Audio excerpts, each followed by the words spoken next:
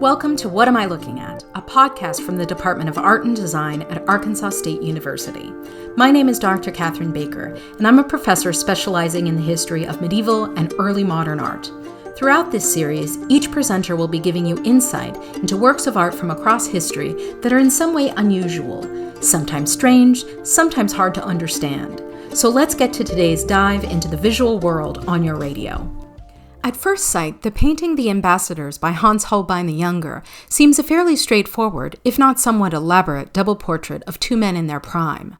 Painted with a stunning amount of detail using oil on panel, it features Jean de Dinteville and Georges de Selve, Frenchmen who were living in London in 1533 when Henry VIII ruled the land. Placed on either side of a table filled with scientific instruments and objects related to the arts, Dinteville on the left is dressed in resplendent finery, including a luxurious black silk coat lined with white lynx fur, while his friend Georges looks rather plain next to him.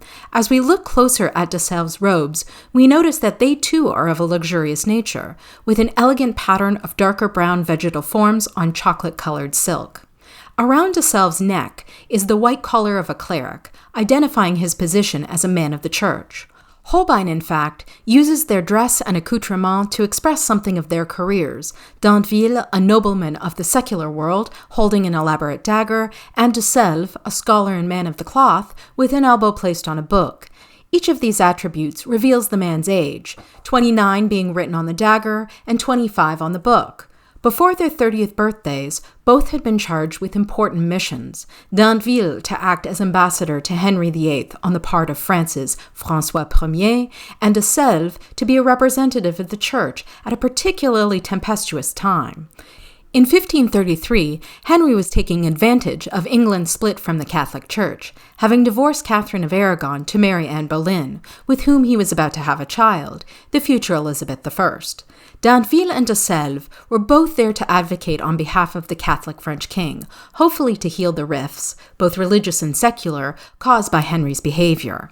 A hint at this tension comes from the strange presence of what at first looks like a piece of driftwood placed diagonally between Dinteville and de Selve's feet.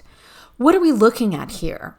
The solution only comes when you move to the lower left corner of the panel, at which point you see the once unreadable mass resolve into the empty-eyed stare of a skull. This is an anamorphic image, where the perspective of the object is distorted so that to see it properly, you have to approach it from a particular vantage point. Certainly a memento mori, or reminder of death, the skull's disruption of the otherwise carefully constructed linear perspective of the work also might speak to the disruptions of the time. And although these two friends were able to explore their interests in books, science, and the arts, trouble seems to loom at the periphery. What Am I Looking At is provided by KASU in collaboration with the Department of Art and Design at A-State. Stay tuned next week for another exploration of art over your airwaves.